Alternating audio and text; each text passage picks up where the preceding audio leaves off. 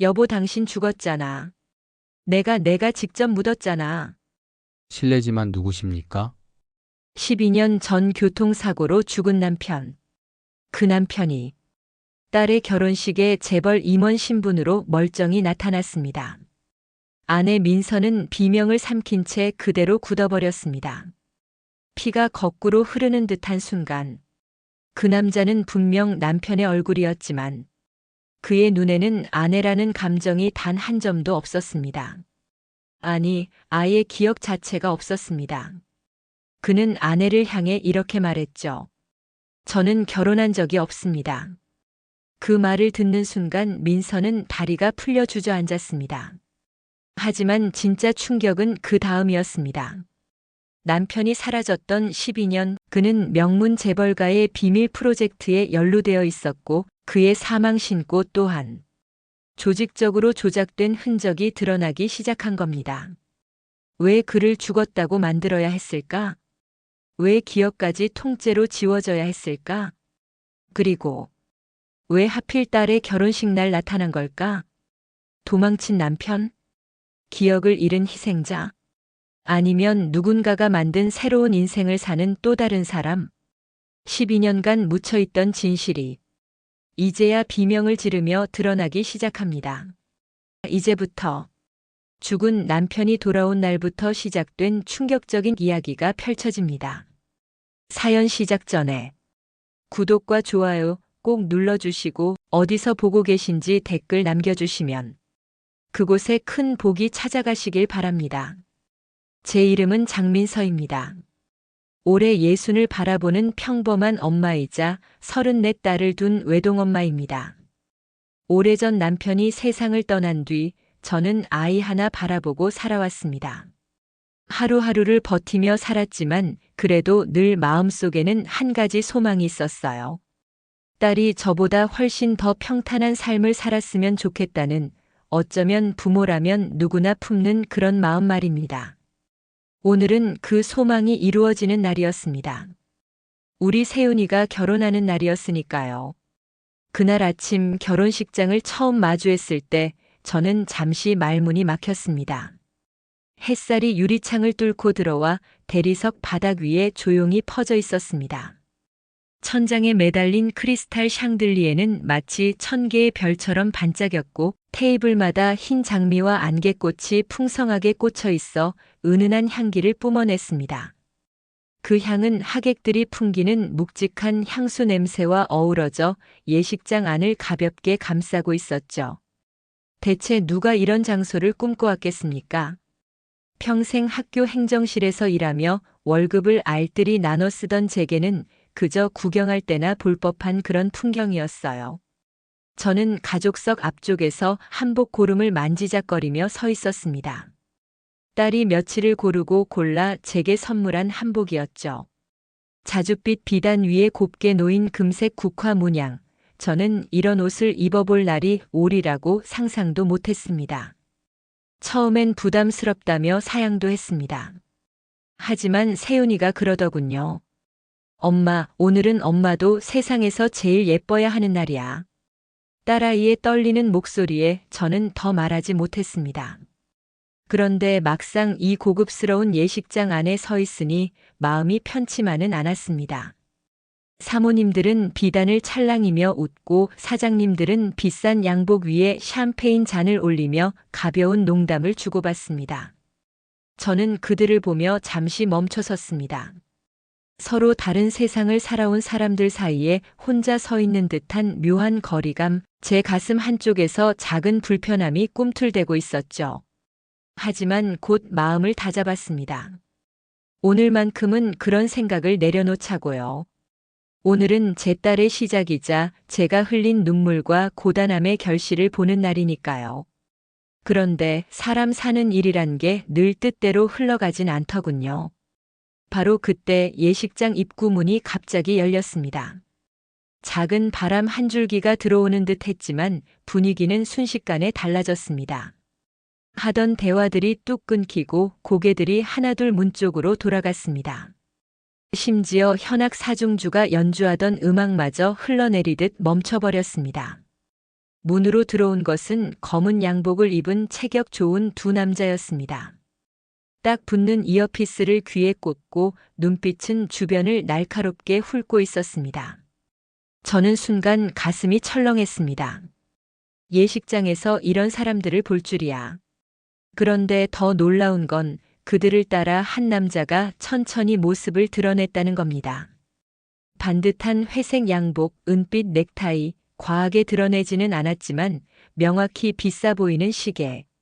머리는 단정했고 관자놀이에는 은색 머리칼이 약간 섞여 있어 그의 연륜을 드러내고 있었습니다. 여유롭고 자신감 있는 걸음, 마치 세상 어디에서도 자신이 기다려야 할 일은 없다는 듯한 표정이었죠. 그 순간 예식장 직원이 크게 외쳤습니다. 리아드 그룹 부대표님 입장하십니다. 이름 하나로도 예식장 전체가 술렁였습니다. 그 유명한 글로벌 기업, 언론에서 보면 나라 하나의 방향을 바꿀 정도로 큰 힘을 가진 회사. 저는 그런 세계와는 상관없는 삶을 살아왔지만 그 정도로 유명한 집단이라는 건 알고 있었습니다. 신랑의 아버지, 병원 이사장인 최강호 씨가 황급히 달려가 두 손으로 그 남자의 손을 잡았습니다. 그 표정에서 기대, 기쁨, 그리고 어쩌면 야망까지 읽을 수 있었습니다. 저는 가슴 한쪽이 묘하게 서늘했습니다. 이런 인물이 들어오다니 우리 딸의 결혼식이 정말 대단한 결혼식이 되어버렸네요. 그런데 그때였습니다. 설명할 수 없는 감각이 등줄기를 타고 올라왔습니다. 갑자기 손바닥에 땀이 배어들고 입안이 바짝바짝 말라갔습니다. 괜히 가슴이 수시로 덜컥거렸습니다. 어떤 위협도 없었습니다. 아무도 저를 주목하지 않았어요. 그런데 제 몸은 마치 오래전 악몽과 마주한 것처럼 긴장하고 있었습니다. 이유를 알 수 없었습니다. 그리고 그 남자가 고개를 돌렸습니다. 저는 그 얼굴을 바라보는 순간 손끝부터 심장까지 순간적으로 감각이 사라지는 것 같았습니다. 마치 세상이 정지하고 제 주변의 색깔이 빠져나가는 것처럼 느껴졌어요. 그 얼굴은 제가 너무나 잘 알고 있는 얼굴이었습니다. 사랑했고 함께 미래를 꿈꿨고 결국 떠나보낸 얼굴. 사진 속에서 차갑게 굳어버려 영영 돌아올 수 없게 된 채 묻어버렸던 사람. 제 남편 세윤이 아버지 강태준. 죽었다는 통보를 받고 모든 걸 정리했던 그 사람. 그가 지금 이 예식장 안 제 눈앞에서 다른 이름으로 서 있었습니다. 저는 믿을 수 없었습니다. 머리가 부정했지만 마음은 이미 결론을 내린 듯 했습니다. 사람은 머리로는 속일 수 있어도 몸이 기억하는 건 속일 수 없다고 하잖아요. 그 남자, 지금은 윤재혁 부대표라고 불리는 그 사람은 걸음걸이에서 고개를 기울이는 버릇, 말할 때 조금 뜸 들이는 습관, 웃을 때 가슴에 손을 가져가는 움직임까지 전부 똑같았습니다. 살아 생전 태준이에게만 있던 습관들이었죠. 그 남자가 제 앞에 서자 저는 도망치고 싶은 마음과 달려가 묻고 싶은 마음이 동시에 일렁였습니다. 그는 부드러운 미소와 낯선 목소리로 인사를 건넸습니다.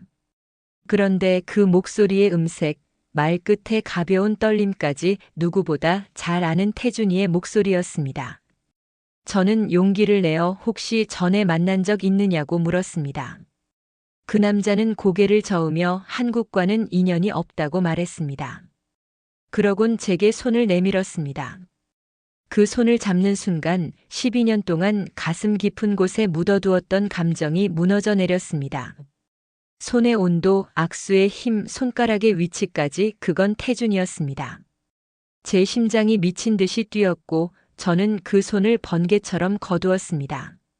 절대로 그럴 리 없는데 제 몸은 이미 확신하고 있었습니다. 그는 제 모습을 보며 잠시 의아한 표정을 지었습니다. 그리고 잠깐, 아주 잠깐이었지만 그의 눈이 떨렸습니다.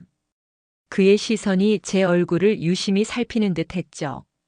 마치 그는 저를 처음 보는 것이 아니라 잊고 있던 무언가를 떠올리고 있는 사람처럼 보였습니다. 결혼식 음악이 울리고 사람들이 자리에 앉기 시작했습니다.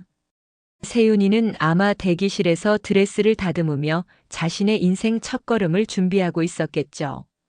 하지만 제 세상은 이미 빠르게 다른 방향으로 흘러가기 시작한 듯 했습니다.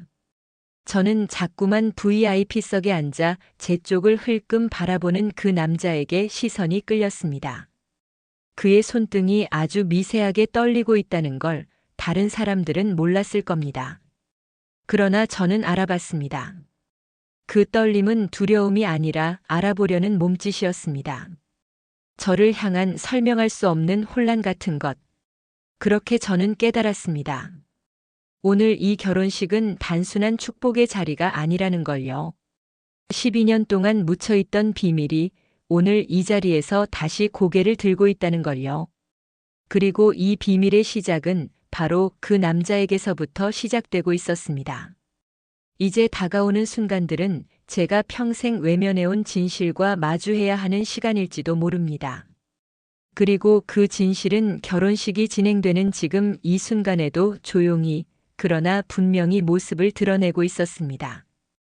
결혼식장 한가운데 밝은 조명 아래에서 신랑과 신부가 서 있었어요. 꽃 장식은 화려했고 연회장은 금빛처럼 반짝이고 있었죠. 하지만 민서에게 그 모든 빛은 한낱 먼지처럼 보였어요. 들려야 할 음악도 사람들 웃음소리도 전부 수면 아래로 가라앉은 듯 흐릿했습니다. 민서의 시선은 단 하나 신랑 맞은편 자리에서 조용히 미소 짓고 있는 그 남자에게 고정되어 있었어요. 주변 사람들은 윤재혁 부회장님이라 부르고 있었죠. 그 이름을 들을 때마다 민서의 심장은 이유를 알 수 없는 공포처럼 조여들었어요. 왜냐하면 그 얼굴이 너무나도 익숙했기 때문이에요. 12년 동안 가슴 깊숙이 묻어두었던, 절대로 다시 볼 수 없을 거라 믿었던 그 사람. 민서는 아닌 척 눈을 돌리려 했지만 시야는 제멋대로 과거로 흐트러졌어요. 마치 오래전 기억이 갑자기 문을 열고 밀고 들어오듯이 말이에요. 그날도 평소와 다르지 않았어요. 부엌엔 참기름 냄새가 은은히 퍼져 있었고 식탁에선 세훈이가 코를 찡그리며 수학 문제를 풀고 있었죠. 민서는 소고기를 넣은 미역국을 휘저으며 조금만 더 하면 된다라고 중얼거렸어요. 그때 전화벨이 울렸어요. 특별한 예감은 없었어요. 그저 일상 속의 한 통의 전화일 거라 생각했죠. 하지만 수화기 너머 목소리는 너무나 차갑고 지나치게 기계적이었어요. 사고가 났다고 했어요. 중동 사막 근처의 대형 공사 현장에서 도로가 무너졌다고. 여러 명이 매몰됐고 일부는 끝내 시신조차 찾지 못했다고. 민서의 손에서는 숟가락이 힘없이 떨어졌고 끓던 미역국이 냄비 밖으로 넘쳐 가스레인지 위에서 치익 소리를 냈어요. 하지만 민서는 움직일 수 없었어요. 온몸이 돌처럼 굳었고 귀는 멀어버린 듯 울림만 들렸어요. 태주는 떠나기 전날까지도 웃고 있었어요. 2년만 고생하면 우리 새 출발이야. 세윤이 대학 등록금은 내가 다 책임질게. 그 말, 그 약속들이 여전히 귓가에서 생생했는데 그가 그렇게 허망하게 사라졌다는 말을 민서는 받아들일 수 없었어요. 하지만 회사 사람들은 검은 양복을 차려입고 찾아와 수습 불가 서류를 내밀었고 2번 다시 돌아올 수 없다는 현실만 남겼죠. 장례식조차 빈 관으로 치를 수밖에 없었어요. 이 세상 어디에도 그의 흔적을 찾을 수 없었어요. 세윤이는 고작 12살이었어요. 아빠가 절대 죽지 않는다고 믿을 나이였죠. 그 아이가 손에 꼭 쥐고 있던 아빠 사진을 끌어안고 방 안에서 소리 없이 울던 그 모습. 민서는 지금도 그 장면만 떠올리면 심장이 저며왔어요. 그 밤 아이는 말했어요. 아빠한테 사랑한다고 한 번만 더 말하고 싶었어요. 그 말 한마디가 민서의 남은 생을 버티게 만든 기둥이 되었어요. 무너지면 안 된다고. 주저앉으면 아이가 세상에 혼자 남는다고. 그 순간부터 민서는 매일매일을 살아낸 거예요.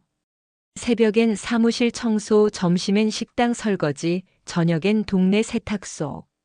어떤 날은 손등에서 피가 나도 어떤 날은 허리가 굽어 일어나기조차 힘들어도 민서는 멈추지 않았어요. 별다른 원망 없이 누구에게 탓하지도 않고 그저 아이를 살리기 위해 버텼어요.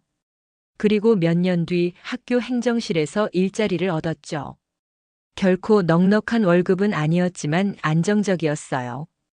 퇴근 시간에 맞춰 세윤이와 문 앞에서 마주칠 수 있다는 사실만으로도 민서는 감사했어요. 세윤이가 전교 1등을 했을 때는 민서가 더 울었어요. 대학 합격 통보 메일을 보던 날엔 손이 떨릴 정도로 기뻤어요. 그제야 이렇게 생각했죠.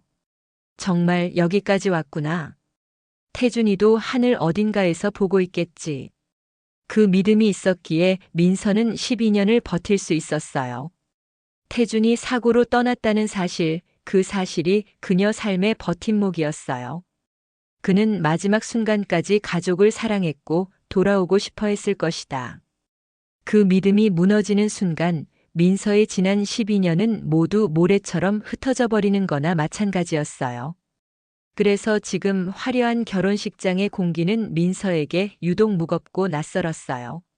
사람들의 웃음과 박수 소리는 멀리서 들려오는 메아리처럼 흐릿하고 마음은 거센 파도에 휩쓸리듯 흔들리고 있었죠. 그런데 그때 신랑 옆에 앉아있던 윤재혁이 고개를 조금 돌렸어요. 셔츠 깃이 살짝 벌어지며 어깨가 노출됐는데 민서는 숨을 삼켰어요. 그 자리, 그 모양, 그 크기, 초승달처럼 휘어진 흉터. 태준이 젊은 시절 오토바이 사고로 12반을 꿰맸던 바로 그 흉터였어요. 민서는 그 흉터를 누구보다 잘 알고 있었어요. 손끝으로 몇 번이고 만졌던 두 사람이 함께한 시간이 남긴 흔적이었으니까요. 그런데 지금 말도 안 되는 일이 벌어진 거예요. 민서만 알고 있을 그 흉터가 저 낯선 남자의 어깨에 있었다는 거죠.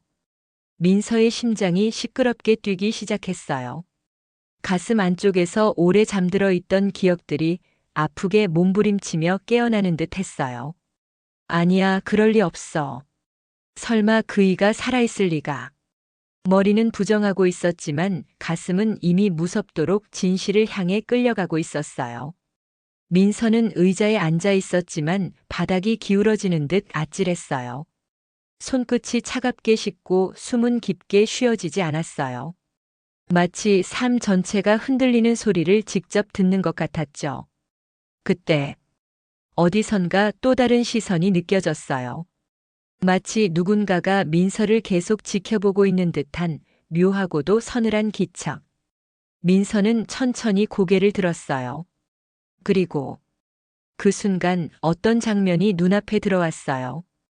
그 장면은 민서의 12년의 침묵을 단숨에 깨트릴 만큼 강렬했어요. 그리고 민서의 흔들리는 숨은 더 깊어졌어요. 아까까지만 해도 연회장 전체를 밝히던 샹들리에는 여전히 황금빛으로 반짝였지만 민서의 시야는 더 이상 그 빛을 받아들이지 못하고 있었어요. 마음이 흔들릴 때면 누구나 그렇듯 눈앞의 모든 것들이 화면처럼 흐려지고 단 한 사람만 선명해지는 순간이 있잖아요. 민서에게 그 한 사람은 다름 아닌 윤재혁이었습니다. 방금 전까지는 그 남자라고만 생각하며 애써 외면하려 했지만 이제는 그가 움직일 때마다 시선이 저절로 따라가고 있었어요. 마치 10년 전 함께 살던 사람의 그림자를 다시 보는 것처럼요. 주례가 무슨 말을 하고 있는지, 신랑과 신부가 어떤 표정을 짓고 있는지, 하객들이 어떤 반응을 보이는지조차 민서는 전혀 알 수 없었어요. 그저 오랜 세월 마음속에서 조용히 잠들어 있던 무언가가 갑자기 큰 파도로 밀려오듯 가슴을 덮쳐오고 있었죠. 12년 전 인도네시아 건설 현장에서 발생한 붕괴 사고. 그 사고로 남편 태주는 사망 추정으로 기록되었고 그날 이후 민서는 한 번도 마음 편히 잠들어 본 적이 없었습니다. 그런데 지금 자신의 딸 결혼식에서 그와 똑같은 습관을 가진 남자가 나타났다는 사실이 민서의 세계를 송두리째 흔들어 놓고 있었어요. VIP석에 여유있게 앉아있는 윤재혁은 민서가 기억하던 태준보다 훨씬 여유롭고 차분한 분위기를 풍기고 있었어요. 하지만 행동 하나하나 사소한 손짓, 대화를 들을 때, 고개를 기울이는 각도, 웃을 때 입꼬리가 살짝 올라가는 방식까지 너무나 똑같았습니다. 10년을 같이 살며 몸으로 익힌 사람의 습관은 절대 쉽게 잊히지 않아요. 특히 60대 이상 시청자분들이라면 공감하실 거예요. 오래 함께 살았던 배우자의 작은 버릇은 이별 후 수십 년이 지나도 문득 떠오르잖아요. 바로 그 느낌이었어요. 잊으려 해도 잊히지 않는, 몸이 먼저 알아보는 익숙함.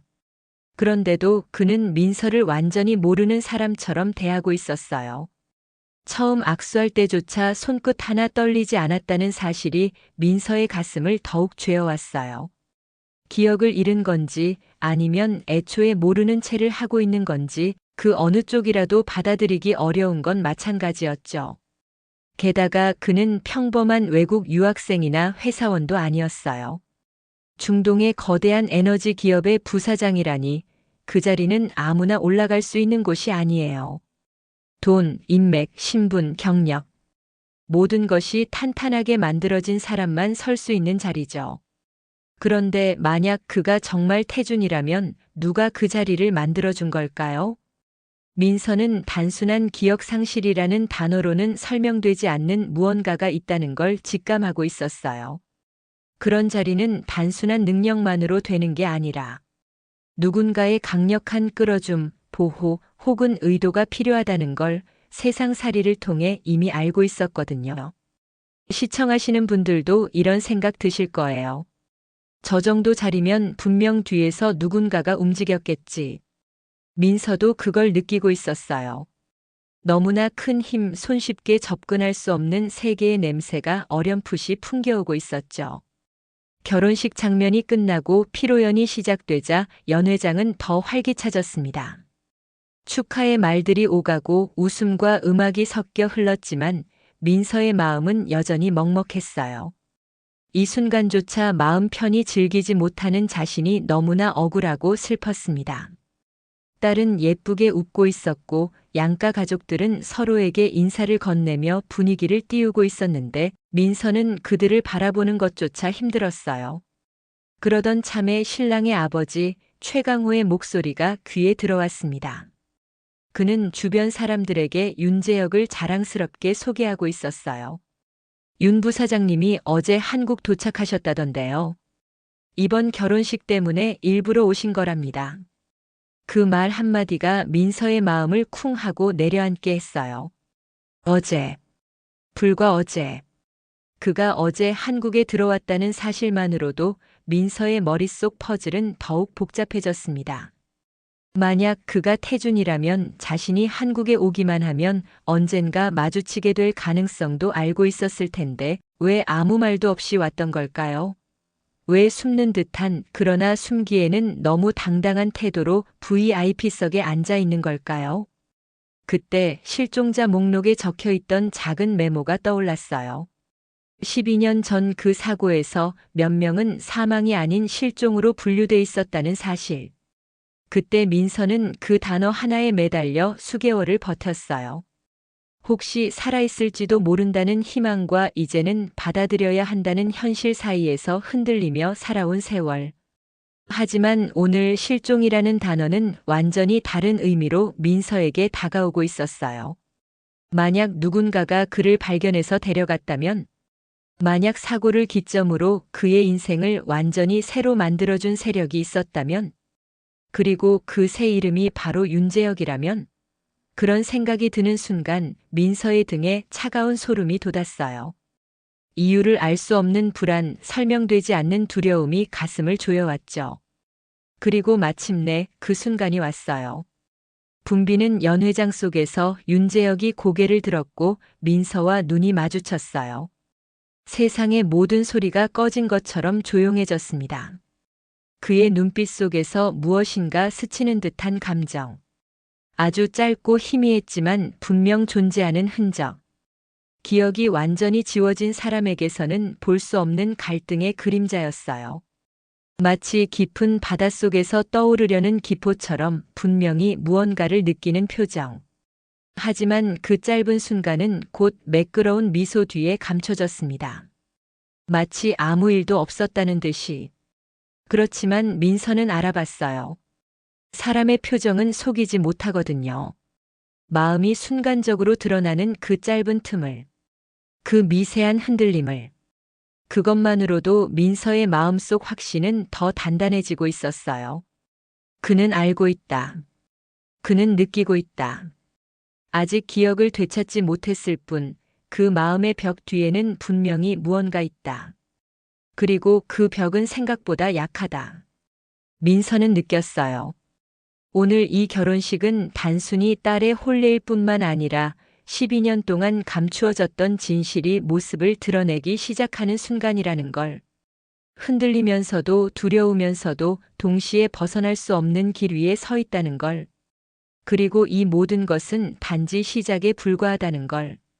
민서의 시선은 다시 윤재혁에게로 향했어요. 이제는 두려움이 아니라 무언가를 밝혀내려는 결심이 그 눈에 서려 있었죠.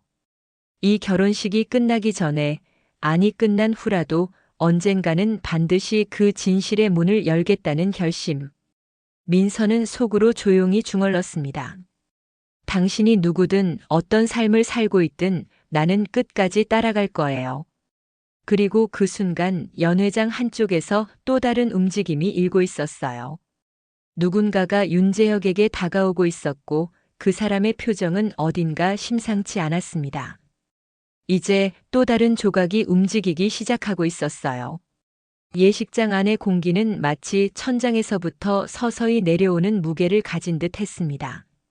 사방을 둘러싼 화려한 장식과 밝은 조명, 오랜만에 모여 떠드는 사람들의 웃음소리, 하객들이 흔드는 작은 플래시 불빛까지 모두 하나같이 민서를 향해 좁혀오는 것처럼 느껴졌습니다. 결혼식이라는 경사스러운 자리에 분명히 서 있지만 민서는 축복의 중앙에 있는 기분이 아니라 갑자기 혼자 다른 세계로 밀려난 사람처럼 숨이 막혀오고 있었어요. 현악 사중주가 들려주는 평화로운 선율조차 귀에서는 선명하게 들리지 않았습니다. 마치 물속에 잠겨 둥둥 떠다니며 바깥 소리를 흐릿하게 듣는 사람처럼 모든 게 멀어지고 낯설어졌어요. 딸아이의 환한 얼굴을 몇 번이고 바라보려 했지만 시선은 어느새 자꾸 다른 곳으로 흘러가곤 했습니다.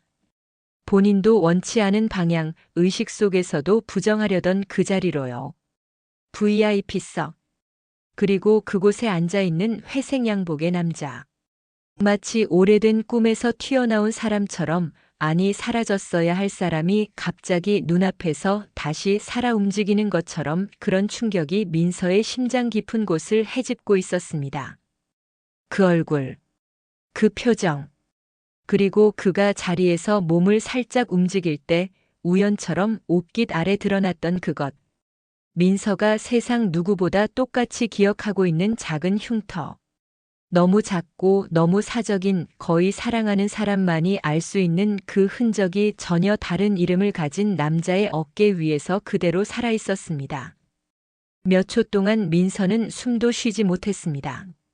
심장 박동이 전신을 두들기며 올라왔고 미세하게 떨리던 손끝은 점점 감각을 잃었어요. 머릿속은 소음과 고요가 뒤섞여 이상한 정적을 만들어냈습니다. 그 자리에서 그대로 쓰러져 버릴까봐 본능이 몸을 먼저 움직였습니다. 결혼식장에서 벗어나야 했어요. 누구의 시선도 닿지 않는 곳으로. 딸의 큰 날을 망치지 않으려면, 이 자리에서 무너지지 않으려면 우선 숨을 쉴 공간이 필요했습니다. 그래서 민서는 잠깐 바람 좀 쐬고 올게요라고 말한 뒤 반응조차 듣지 않고 벌써 걸음을 떼고 있었습니다. 예식장을 빠져나오자 복도에 있는 대리석 벽들이 하나둘 눈에 들어왔습니다. 내부의 화려함과 달리 복도는 한층 더 고요했고 그 고요함이 민서에게는 오히려 더 큰 충격을 주는 듯 했어요. 구두 굽소리가 넓은 천장을 튕겨 여러 번 울렸습니다. 마치 자신의 심장 박동이 바닥에 새겨지는 것처럼 크게 들렸습니다. 하얀 장미가 꽂힌 장식대를 스쳐 지나갈 때 달콤한 향이 오히려 속을 울렁거리게 했습니다. 그 향은 예전엔 좋아하던 향이었는데 오늘은 어쩐지 지나치게 강하고 답답하게만 느껴졌어요.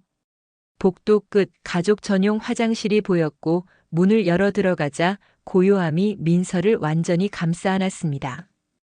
대리석 세면대 모서리를 잡고 거울을 바라보는 순간 민서는 눈앞의 얼굴이 너무 낯설게만 느껴졌습니다. 아니, 정확히 말하면 낯설 만큼 익숙했어요. 견디고 버티고 살아남는 동안 세월이 새긴 자국들이 하나하나 눈에 선명했습니다. 눈가의 잔주름, 오랜 시간 무게를 이고 다녔던 사람만이 갖는 그 깊은 골, 그리고 볼 옆으로 떨어지는 은빛 머리카락들은 민서가 살아온 시간을 아주 솔직하게 보여주고 있었어요. 손등엔 작은 흉터와 굳은 살이 군데군데 자리 잡고 있었고 그동안 이 손이 얼마나 많은 날들을 이겨냈는지가 그대로 드러났습니다. 민서는 그 손을 들여다보며 천천히 숨을 골랐습니다. 그리고 생각했어요. 내가 잘못 본 걸 수도 있어. 그럴 수도 있었어요. 기억이란 건 슬픔에 취해 형태가 바뀌기도 하고 오래도록 그리워한 얼굴은 마음속에서 더 선명하게, 더 아름답게 남기도 하니까요. 어쩌면 마음이 장난을 치는 걸지도. 그렇게 스스로를 달래보려 했지만 단 하나만큼은 절대 설명할 수 없었습니다. 바로 그 흉터. 세상 어디에도 같은 모양이 있을 수 없는 한 사람에게만 있는 그 상처. 굳이 손끝으로 더듬지 않아도 선명하게 기억나는 너무나 익숙한 그 자국이 남의 어깨 위에 그대로 있을 수는 없는 일이었습니다. 그래서 민서는 찬물을 틀어 손목과 얼굴에 적셔보며 현실감을 되찾아보려 했지만 그때 들려온 아주 작은 노크 소리에 온몸이 멈춰버렸습니다. 마치 시간이 갑자기 천천히 흐르기 시작한 것처럼 머릿속의 모든 소리가 사라졌습니다. 문 너머에서 들려오는 목소리. 그 목소리는 예식장에서 들었던 단단하고 자신감 넘치는 말투와는 달리 조심스럽고 낮은 울림을 가지고 있었어요. 누군가를 진심으로 걱정하는 사람의 목소리처럼 어딘가 불안이 섞인 낯선 느낌도 함께 들렸습니다. 괜찮으십니까? 혹시 어디 아프신 건 아닌지 아주 공손하게, 그리고 설명할 수 없는 친밀함이 살짝 얹힌 목소리였습니다. 민서의 심장은 조여오는 듯 더 크게 요동쳤어요. 그가 왜 여기까지 따라왔을까?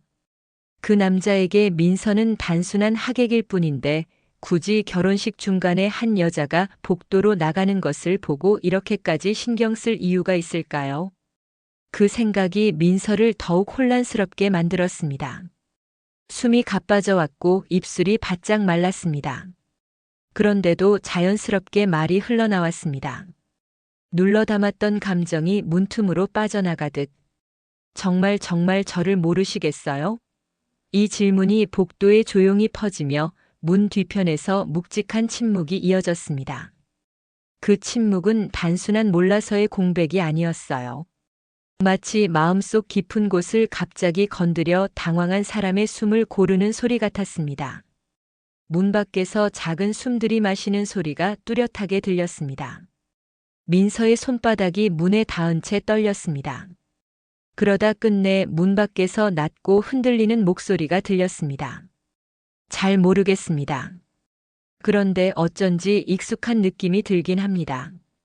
이유는 설명 못하겠지만 그 한마디가 민서의 다리를 휘청하게 만들었어요.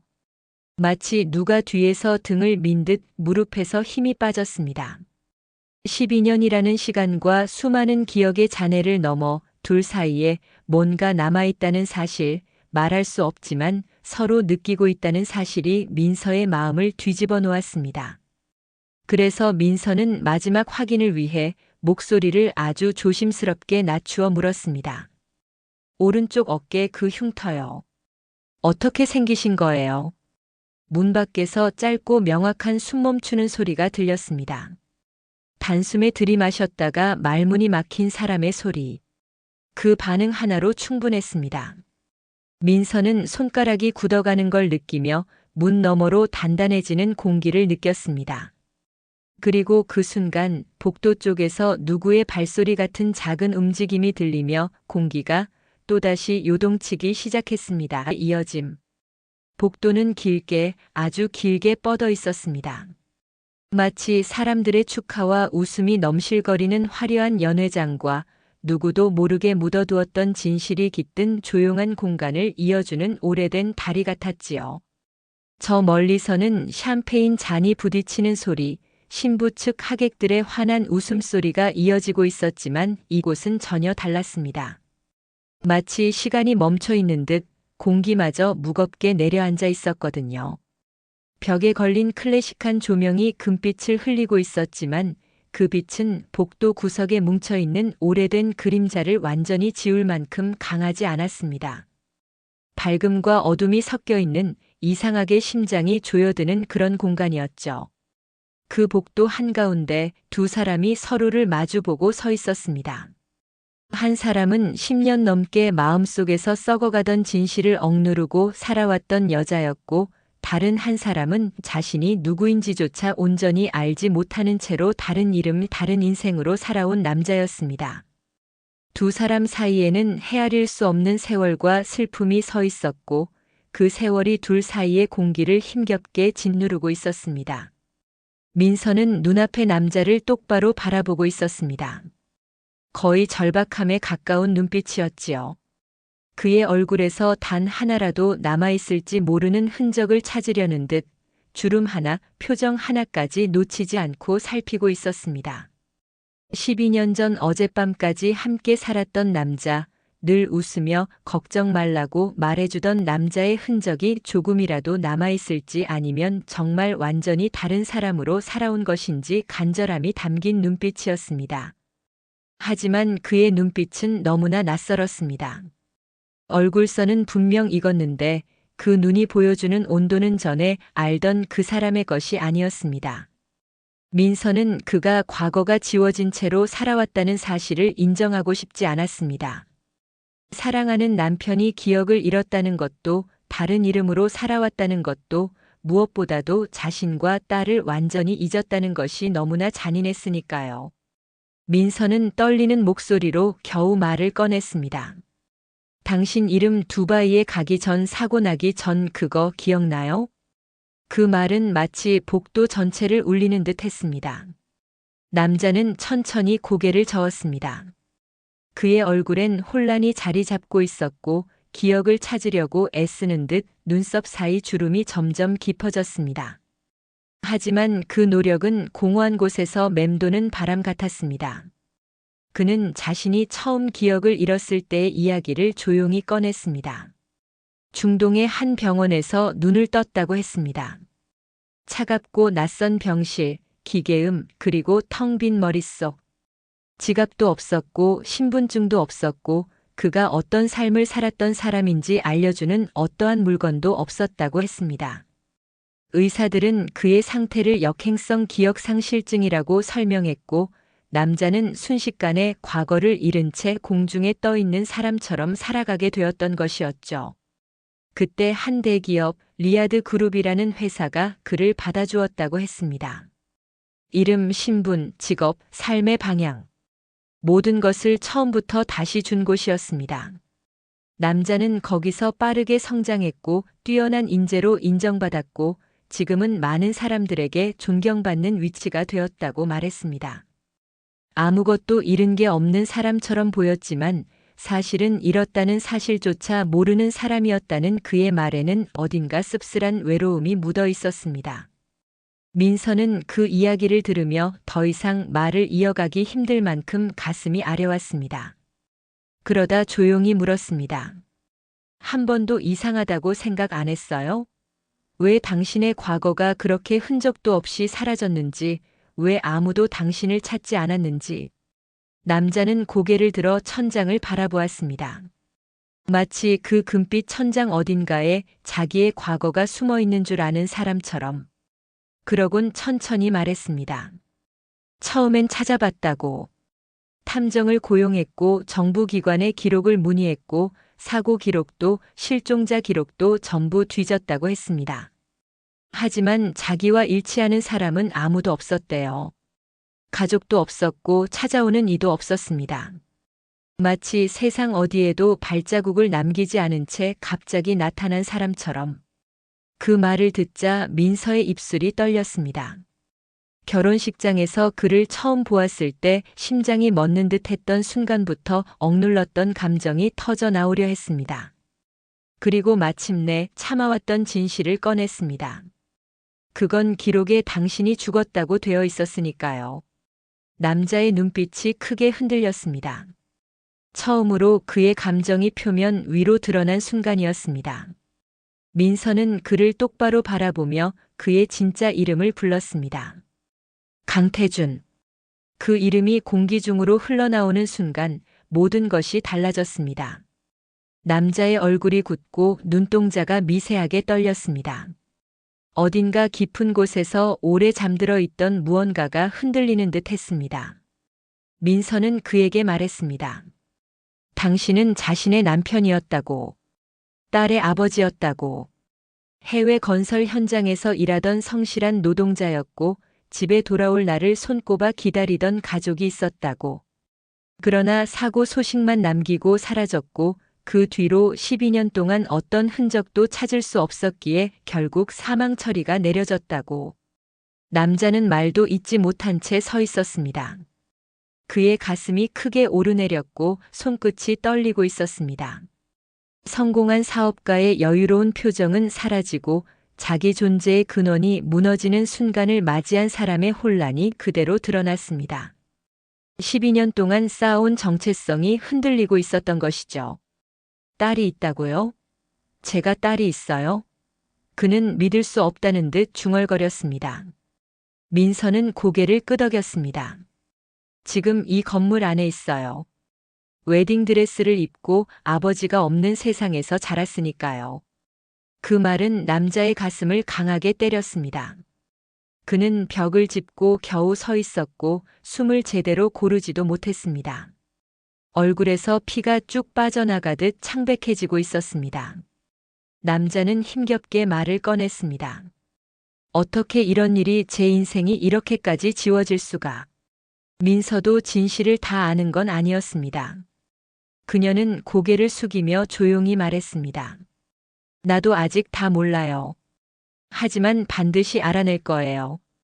당신에게 무슨 일이 있었는지, 왜 당신이 죽은 사람으로 기록됐는지, 왜 당신의 존재가 그렇게 완벽하게 지워졌는지. 그리고 그 순간 민서는 직감했습니다. 지금까지 드러난 건 아주 작은 조각에 불과하다는 것을. 태준의 기억이 사라진 이유, 그의 신분이 완전히 재구성된 이유, 그를 받아준 회사가 감춘 비밀, 그리고 이 모든 일이 오늘 다시 시작된 이유. 그림자 속에 숨어 있는 진실은 생각보다 훨씬 깊고 훨씬 위험했습니다. 그리고 그 진실을 드러내는 순간 이 가족뿐 아니라 더 많은 사람들의 삶이 뒤흔들릴 것 같은 불길함인 조용한 복도 어딘가에서 서서히 피어오르고 있었지요. 결혼식이 거의 끝나갈 무렵 연회장은 여전히 잔잔한 온기로 가득 차 있었습니다. 축하의 말들이 오가고 오래된 친구들끼리는 다음을 기약하며 손을 잡고 웃었지요. 꽃 장식은 조금씩 시들어가고 있었지만 행복의 향기는 쉽게 사라지지 않았습니다. 대리석 벽에 부딪혀 울려나오는 웃음소리, 유리잔이 부딪히는 청명한 소리, 마지막으로 사진을 찍으려는 사람들의 밝은 목소리. 모두가 이날을 축복하며 한 걸음씩 집으로 향하고 있었습니다. 하지만 누구도 몰랐습니다.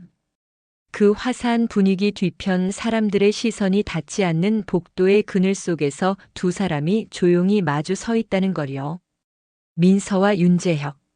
12년 만에 다시 선 두 사람의 거리에는 아무도 모르는 시간이 켜켜이 쌓여 있었습니다. 하객들의 웅성거림을 막아주는 듯 무거운 벨벳 커튼이 그들을 연회장과 분리하고 있었고 복도의 희미한 조명 아래 두 사람은 마치 잊힌 이야기의 마지막 장면에 서 있는 사람들처럼 고요하게 서로를 바라보고 있었습니다. 한동안 아무 말도 나오지 않았습니다. 그저 서로의 숨결만이 아주 약하게 공기를 흔들 뿐이었죠. 재혁은 아까와 달라져 있었습니다. 무대 위에서 보였던 당당한 기업 임원의 모습은 전혀 없고 길을 잃은 사람처럼 허공을 붙잡고 서 있었습니다. 넥타이는 풀려 있었고 소매는 걷혀 있었습니다. 그리고 그의 눈 세월을 건너 다시 마주한 그 눈은 충혈되어 있으면서도 어딘가 미안하고 불안했습니다. 무너진 기억의 빈자리를 억지로 감추려 하는 사람의 눈빛이었죠. 그러다 그가 어렵게 입을 열었습니다. 시간이 필요해요. 이걸 받아들이고 의미를 이해할 시간이요. 그 말 한마디에 민서의 가슴이 묵직하게 내려앉았습니다. 12년 동안 홀로 버텨낸 세월 속에서 쌓인 아픔과 희망, 기다림과 체념이 한꺼번에 뒤엉키는 느낌이었죠. 하지만 목소리는 놀라울 만큼 단단했습니다. 저는 12년을 기다렸어요. 당신이 떠난 이유도 모른 채 혼자서 딸을 키웠어요. 이제는 이유를 들어도 되잖아요. 말을 뱉고 나서도 한동안 복도는 조용했습니다. 막연했던 진실이 조금씩 형체를 드러내기 시작하는 순간 서로가 꺼내놓은 말들은 오래된 상처처럼 공기 중에 천천히 떠다니고 있었습니다. 재혁이 힘겹게 고개를 끄덕였습니다. 조사해 보겠습니다. 제가 일하던 건설 현장, 사고 기록 그때 회사가 어떻게 제 사망을 보고했는지 찾아보겠어요. 누군가 일부러 저를 사라지게 만든 것 같아요. 그 말이 흘러나오는 순간 그의 표정은 더욱 무겁고 어두워졌습니다. 자신이 살아온 모든 시간이 다른 사람의 손에서 만들어진 모래성일 수도 있다는 두려움이었죠. 리아드 그룹 의심해 본 적 없어요? 민서가 조심스럽게 묻자 재혁은 잠시 말을 잃었습니다. 그를 발견했다며 새로운 신분을 주고 삶을 다시 만들어준 사람들. 지금껏 부모처럼 스승처럼 여겼던 이들. 하지만 이제는 그 모든 선의 뒤에 어떤 의도가 숨어 있었는지 생각해야 했습니다. 그가 꺼낸 한숨은 길고 무거웠습니다. 그 사람들이 제 삶을 만들어줬어요. 그런데 이제는 그 대가가 뭔지 궁금해집니다.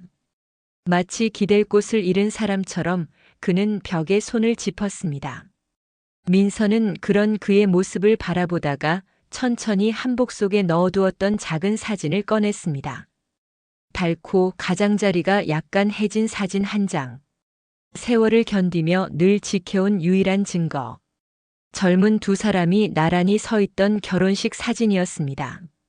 가난했지만 눈부셨던 그날. 사랑 하나면 충분했던 시절. 그녀의 환한 웃음, 그의 자신감 넘치던 눈빛. 그리고 아직 아무것도 모르던 미래. 민서는 그 사진을 조심스레 그의 손에 쥐어주었습니다. 이게 진짜였어요. 당신에게 어떤 일이 있었던 이건 진실이었어요. 재혁은 사진을 내려다보다가 결국 참지 못한 눈물을 흘렸습니다. 기억나지 않는데 마음 깊은 곳에서는 분명히 알고 있는 듯한 눈물이었습니다. 그 눈물 한 방울이 사진을 적시는 순간 민서는 그가 자신이 기다려온 그 사람이라는 확신을 아주 조금 조심스럽게 품을 수 있었습니다. 그러자 민서가 말했습니다. 그럼 여기서부터 시작해요. 짧지만 깊은 문장이었습니다. 그 말 속에는 과거를 파헤치겠다는 의지, 그리고 알아야 할 진실이 있다면 함께 맞서겠다는 약속이 들어 있었습니다. 커튼 너머로 결혼식의 마지막 인사가 들려왔습니다. 이제 그녀는 딸의 곁으로 돌아가야 했습니다. 오늘만큼은 엄마로서 딸의 행복을 가장 먼저 축복해줘야 하는 날이니까요. 하지만 커튼을 걷기 직전 민서는 마지막으로 멈춰 섰습니다. 그리고 당신도 알죠. 소연이에게는 진실을 말해야 해요. 준비가 되었을 때. 재혁은 담담히 그러나 무겁게 대답했습니다. 알겠습니다. 그 대답은 책임을 받아들이겠다는 의미였고 앞으로의 일들에서 도망치지 않겠다는 약속이었습니다. 민서는 커튼을 지나 연회장으로 들어갔습니다. 그리고 기다리던 딸이 곧장 달려와 엄마를 꼭 안았습니다. 세상에서 가장 행복한 신부의 얼굴로요. 민서는 딸을 껴안고 축복의 말을 건넸지만 마음 한쪽에는 여전히 벨벳 커튼 뒤에 그 남자가 남아 있었습니다. 윤재혁은 혼자 복도에 서 있었습니다. 사진을 가슴 위 주머니에 넣고 아주 오랜 세월 닫혀있던 문을 여는 사람처럼 잠시 눈을 감았습니다. 그 안에는 잊힌 사랑, 지워진 이름, 사라진 12년의 흔적이 어둠 속에 숨어 있었지만 이제는 도망치지 않을 생각이었습니다. 그는 천천히 어깨를 펴고 다시 넥타이를 매만졌습니다. 그리고 조용히 호텔 뒷문을 향해 걸어갔습니다. 내일부터 그는 전화를 걸고 서류를 요청하고 과거를 좇기 시작할 것입니다. 실종이 아니라 조작에서 비롯된 12년의 공백. 그 안에 숨겨진 진실은 이제 무너져도 드러나도 이상하지 않을 만큼 오래 묵어 있었습니다. 하지만 적어도 한 가지는 분명했습니다. 그는 이제 더 이상 그 문을 닫지 않을 것이라는 것. 그리고 그 문이 어디로 이어지든 민서와 그리고 딸 소연이와 함께 앞으로 마주해야 할 길이라는 것. 그렇게 모든 것이 끝난 듯 보이는 밤. 사람들은 돌아가고 음악도 멈춘 호텔 복도에서 조용하고도 거대한 새로운 시작이 아주 미세하게 움직이기 시작했습니다. 그리고 그것이 바로 12년의 세월을 돌아 다시 이어진 그들의 진짜 이야기의 첫걸음이었습니다.